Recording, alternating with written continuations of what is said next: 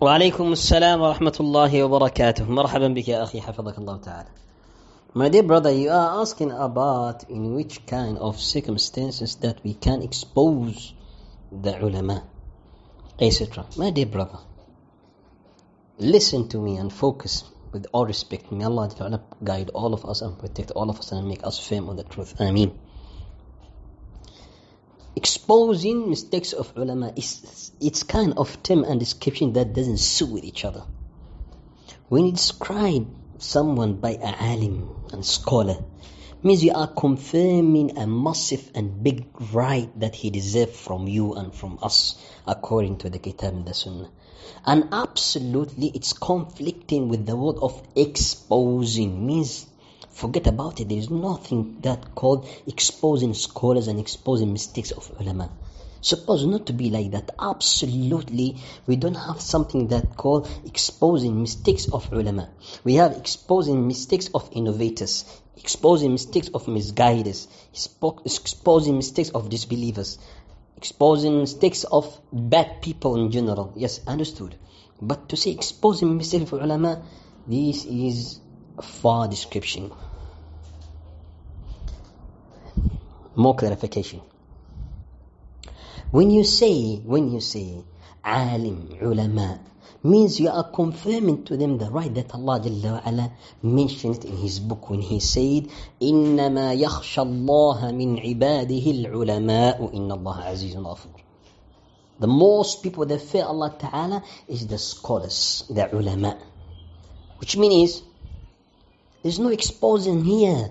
Why? Because they will never, if they did a mistake, for example, they will never do it out of an evil intention, out of bad attention, out of wrong purpose. No. Absolutely, it's out of a wrong ijtihad with a good attention. Because they are ulama and they are the most people, they fear Allah Azza wa Jal. That's why the correct term to say correcting mistakes of ulama. Not expose it. What for? Same thing when you confirm a person by a alim, you are confirming and you agree absolutely clearly that he's a qualified person to speak about religion and to make judgment and decisions. Because Allah Jalla wa Ala said that about them. وَلَوْ رَدُّوهُ إِلَى الرَّسُولِ وَإِلَى أُولِي الْأَمْرِ مِنْهُمْ لَعَلِمَهُ الَّذِينَ يَسْتَنْبِطُونَهُ مِنْهُمْ. So they are Ahlul Istinbat. They are the people of the correct understanding. They are people who they understand the Kitab and the Sunnah better than us, better than normal people. They are the people who Allah described them by qualified in general. Which means when you compare the mistake that you describe in your statements with the correct opinions, with the correct judgments, no comparison. Because they are qualified. So when you say their right decision, right opinions and they're right in general, these kind of mistakes will never compare with the rights.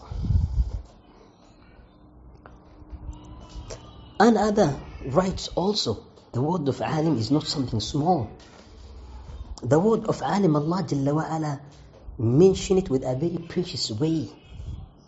Allah Jalla wa Ala, when He mentioned the name of the ulama, He combined it with His name Jalla wa Ala, then the name of the Messenger alayhi salatu wassalam.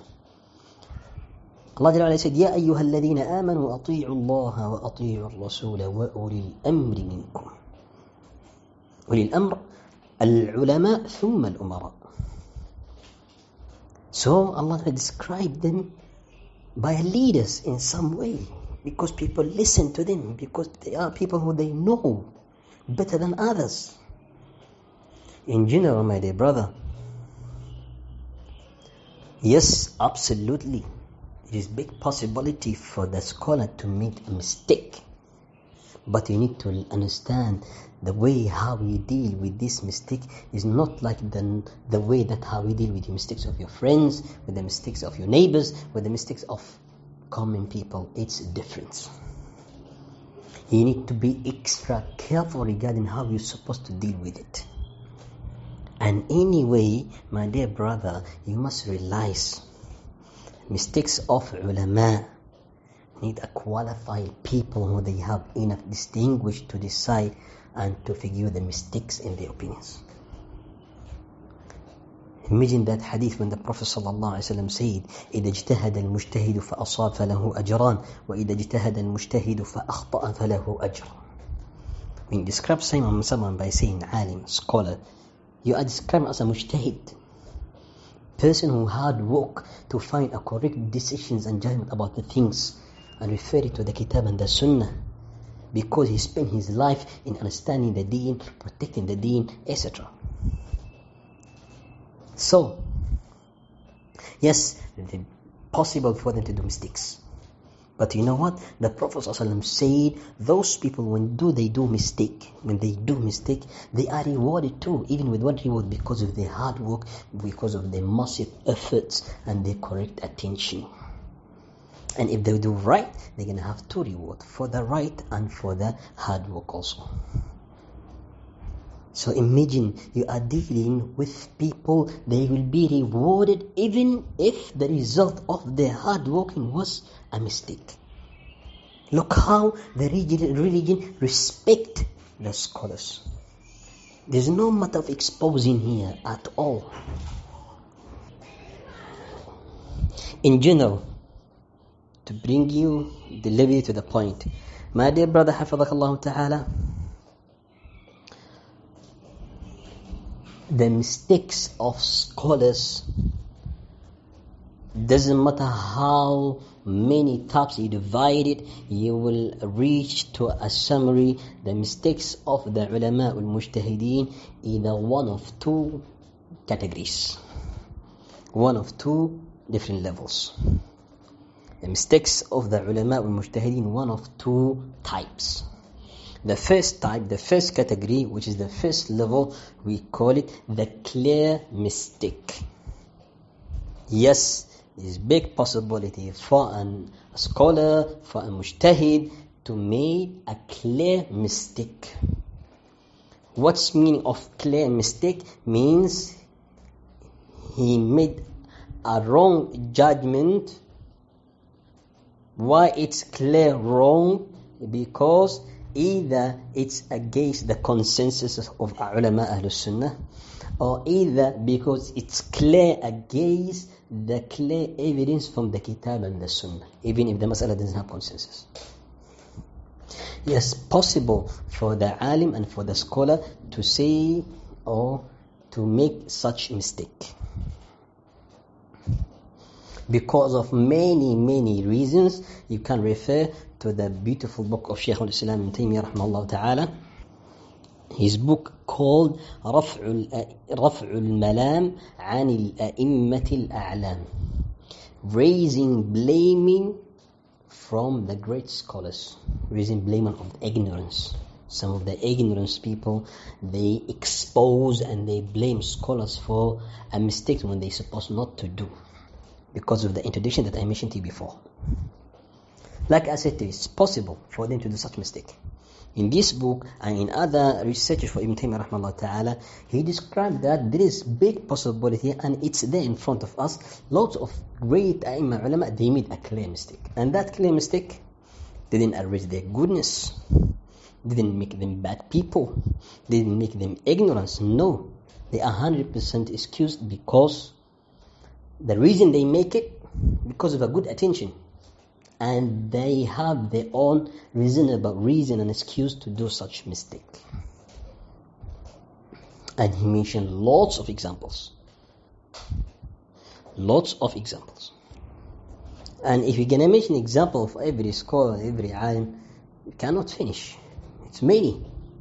And we are speaking about this category and this type, the clear mistakes.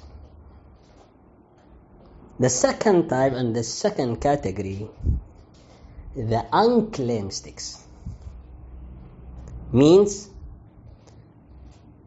they are right, but mostly they did a mistake.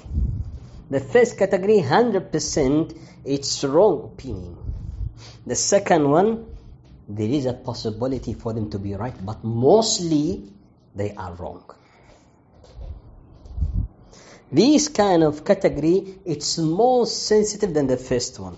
And if we say with the first one, this kind of clear mistakes, if they are ulama and they have their own excuse, absolutely they are 100% excused. What if we are speaking about the second type or the second category of mistakes? For example, I bring to you a few examples. Among the clear mistakes of the ulama, I bring for you some examples to understand the different categories and how you're supposed to deal with it. Among the first clear mistake for some ulama, for example, what they mention about Abu Hanifa rahimahullah ta'ala, that he allowed people to use wine in wudu, for example. Or he did that ulama, of some of the ulama, the first ulama of the Ahnaf and people from Al-Iraq, Kufa and others, they believe that is not forbidden like Al-Khamr. It's a clear mistake. Imam Malik rahimahullah ta'ala, he didn't recognize Uwais al-Qarani and he didn't even accept his story. And the hadith in Sahih Muslim, and majority of the ummah, they agree about it.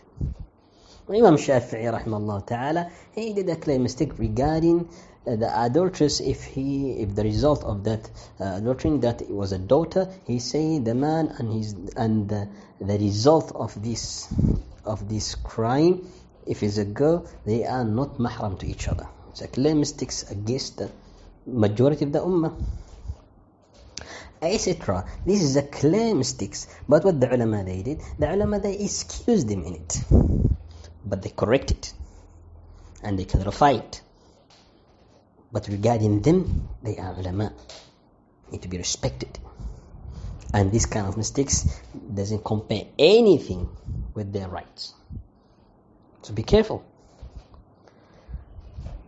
The second example, for example, the other example for the second categories for you to understand. For example, the famous mistake for Abu Hanifa rahimahullah ta'ala when he ordered the people to take wudu if the blood came out of their nose. Or for example, his famous opinion regarding the person, if he broke when doing the prayer, he caught it and he got to take wudu, then he come back to continue with the prayer where he stopped. For example, a famous mistake from Imam Malik rahimahullah ta'ala regarding rejecting the fasting of Siyam Shawwal, or with the tafsil in it, for example, and he didn't recognize it. Fasting in days of Shawwal. For Shafi'i also, his famous mistake regarding the qunut in Salat al-Fajr. You can dua and qunut in Salat al-Fajr. This is actually, it's a mistake. But they have their evidence and they have their possibilities, but mostly they are wrong in it. Clear or no? So Ibn Taymiyyah rahimahullah ta'ala mentioned all these kind of type mistakes, and the result of it is absolutely they are excused, and absolutely we suppose and obligate on us to clarify it, but with the right way, with respect them. So you need to separate between the two things, the scholars themselves and the mistake. This is something and this is something. In general, my dear brother, the issue need a lot of distinguish and qualification, and in people who they combine knowledge with deen, with fearing Allah Azza wa Jalla when they talk about this issue. The knowledge, fearing Allah Jalla wa Ala, hikmah, and a correct way, and correct akhlaq, correct manners to deal with it. Not anyone involved in such issue, because it's very sensitive and could create big damage for the ummah. Same thing, for example, imagine when someone go out on the street and he expose the mistakes of the leaders. The leaders and the normal leadership, rulers, presidents, kings, whatever, he go and he talk about everyone. In the end, what? The result of it is fitna. Either a revolution and a great killing and blood everywhere, or they will kill him. What about the ulama and the scholars who they are higher than those dunya leaders? It's something that is very sensitive and need qualified people, combine knowledge, wisdom, fear in Allah Azza wa Jal, and correct means to deal with it. If you are not among this category, I advise you to go out of it and go and focus on the things that really have a benefit for yourself, and leave this matter for its own people. وفقك الله.